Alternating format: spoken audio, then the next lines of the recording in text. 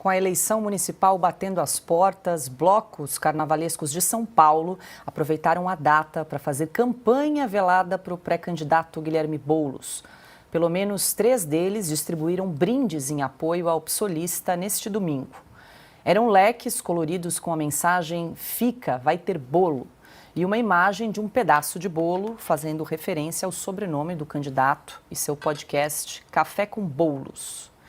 Os blocos Prato do Dia, Explode Coração e Bloco de Fuá distribuíram os brindes que não mencionavam diretamente o candidato nem as eleições municipais. No entanto, Boulos esteve presente no desfile do Bloco do Fuá, onde foi chamado de prefeito pelos cantores no alto do carro de som. Carlo Cauti, você que está fugindo aí do carnaval, que eu sei, o que está achando aí dessa politização dos blocos de carnaval aqui em São Paulo, já um aquecimento para as eleições municipais desse ano? Eu acho que não pago imposto nesse país para ver o dinheiro desperdiçado nessa forma, Paula, porque o deputado justamente lembrou o dinheiro gasto pela Prefeitura de Maceió, pela Prefeitura do Rio de Janeiro, mas esqueceu que a Prefeitura de São Paulo destinou para o Carnaval, ou seja, queimou no Carnaval, mais de 94 milhões de reais doados para escolas de samba. E como a gente viu, tem ligações que estão sendo investigadas com o PCC, né? E também atuam para fazer, os carnavalescos, vamos dizer assim, que se juntam a bloquinhos de carnaval, a esses eventos, acabam atuando a favor de um candidato que, por sinal, quer roubar, quer tirar o atual prefeito, né, da cadeira da Prefeitura de São Paulo, ou seja, um completo nonsense. Mas eu também queria salientar outro ponto. Aonde está a igualdade de condições com, por exemplo, o ex-presidente Bolsonaro? Voltamos sempre lá, porque eu me lembro que em 2022 o TSE condenou Bolsonaro mais de uma vez por campanha eleitoral antecipada. Isso eu me lembro claramente durante uma motocada realizada pelo então presidente, muitos meses antes da eleição, uma motocada que não tinha nada de eleitoral, uma motocada que o presidente realizava. Isso foi considerado como campanha eleitoral antecipada, multa pecuniária para o presidente Bolsonaro. Mas também a própria reunião com os embaixadores foi considerada como campanha eleitoral antecipada, e Bolsonaro também tomou multa. Agora, eu queria saber onde está o Tribunal Eleitoral aqui de São Paulo, onde estão os juízes, os magistrados, onde estão os juristas que consideraram manifestações populares a favor do ex-presidente Bolsonaro como campanha eleitoral antecipada, no caso do candidato para a Prefeitura de São Paulo, Guilherme Boulos. E me pergunto também se alguém na Prefeitura de São Paulo está um pouquinho arrependido de ter utilizado o dinheiro público, que poderia ser utilizado de outra forma, muito mais eficaz para melhorar a vida do cidadão paulistano, para financiar manifestações que, na melhor das hipóteses, são um evidente caso de campanha eleitoral antecipada e, na pior, são apologia ao crime. Eu espero que alguém na Prefeitura, no Palácio Matarazzo, se faça algumas perguntas sobre o uso correto do dinheiro público. Ana. Paula, eu ia tocar nesse ponto aí que o Cauti tocou, né? Cadê o TSE? Cadê o Alexandre de Moraes?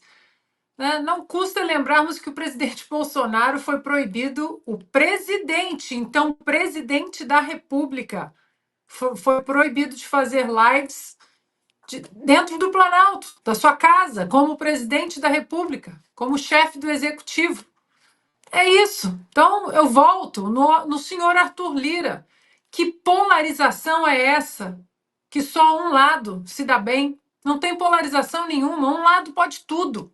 Pode campanha antecipada, pode campanha com dinheiro público, pode tudo. Pode 50 milhões dentro de um apartamento, pode ser liberado, descondenado, depois de condenado em 3 instâncias, com provas sobradas. Não tem polarização nenhuma. Chega, Paula, o Brasil não aguenta mais gente morna. Não dá mais.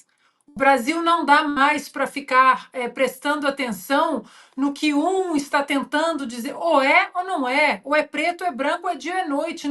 Não cabe mais nesse hospício jurídico que nós estamos vivendo. E nesse hospício jurídico, hospício econômico, o dinheiro, 230 bilhões de reais, um grande rombo nas nossas contas públicas, nosso dinheiro que Deus sabe para onde está indo. Ministro dos Direitos Humanos comemorando, né, carnaval aí com o tal do Paulo Galo, com outro bandido, sendo que o Ministério dos Direitos Humanos recebeu a dama do tráfico. A dama do tráfico foi recebida, passagens pagas, pelo Ministério dos Direitos Humanos. Então, senhor Arthur Lira, não tem polarização. Tem um lado que está deitando e rolando. Não tem lei, não tem dinheiro, o saco do dinheiro não tem fundo, é o brasileiro que está ali, né, pagando seus impostos diariamente, sofrendo com tudo isso, enquanto o senhor vai para o carnaval e fala em polarização. É isso, Paulo. Não cabe mais morno na política do Brasil, nem a falsa polarização em nome de uma falsa defesa da democracia estão acabando com a democracia. Enquanto isso, blocos, né, fazem campanha velada para bolos e nada acontece e nada vai acontecer. Chega o lugar de quem quer de fato trabalhar pelo Brasil, não dá mais para ser em cima do muro. Piotr, quer fazer uma menção aí ao presidente da Câmara, Arthur Lira? Já que a Ana citou novamente, eu vou aproveitar a deixa.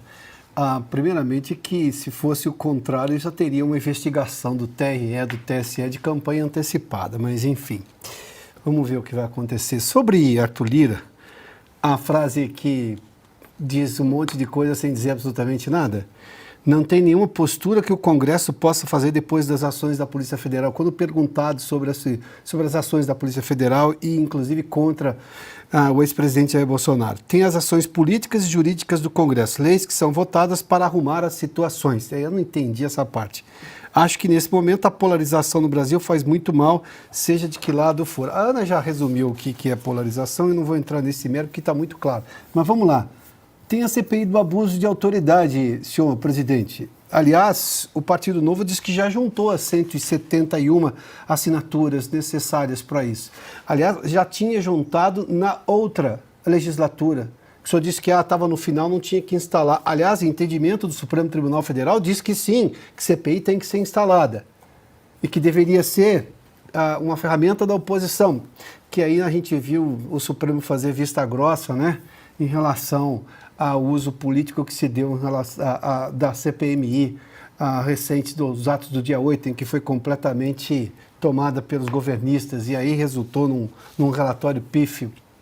Mas tem essa CPI do abuso de autoridade, presidente. Está lá na Câmara. Já tem 171 assinaturas, segundo o Partido Novo. Aliás, se o senhor quiser alguma sugestão do que a Câmara pode fazer, pergunta para o deputado Marcel Van Hatten. Ele está falando disso há tanto tempo. Tem muita coisa que a Câmara pode fazer. A começar de uma declaração firme do senhor defendendo o parlamento. Vou sugerir ao senhor que leia a biografia do doutor Ulisses Guimarães. Foi um baita de um presidente da Câmara, foi presidente, inclusive, da Constituinte. Mas tem outros, inclusive. Pergunta para o Aldo Rebelo como se defender, por exemplo, o parlamento, para dizer que eu peguei alguém de um outro espectro político. Tem muita gente boa para se inspirar, viu, presidente Arthur Lira? Tem muita coisa que a Câmara pode fazer, senhor presidente. Antes de eu mudar de assunto, o Carlos pediu a palavra para fechar aqui o assunto. Diga lá, Carlos. Não, só para complementar, Paula, tinha esquecido de falar sobre dois pontos que também o deputado citou. O ministro dos Direitos Humanos, Silvio Almeida, participou, na verdade, do desfile de uma escola de samba investigada por ser um reduto do PCC, mas quando morreu o soldado Roger Dias da Cunha, lá em Belo Horizonte, deixando uma filha de 5 meses, não teve uma palavra. Quando morreu o soldado Samuel Wesley Cosmo, na Baixada aqui de São Paulo, o soldado da Rota, deixando 2 bebês, não teve uma palavra. Quando o Hamas atacou Israel no dia 7 de outubro, demoraram semanas para alguma manifestação e foi equivocada, a manifestação do ministro Silvio Almeida. Então, assim, temos um problema claro de um ministro que, em um país normal, já teria sido removido há muito tempo. Eu espero que depois desta manifestação os deputados e senadores atuem, porque uma figura como essa não pode permanecer representando o ministério que é importante no Brasil, mas que está cada vez mais se tornando um ministério que está só de um lado, e não é um lado da lei e da ordem, não é o lado da polícia e da luta contra o crime, é o outro.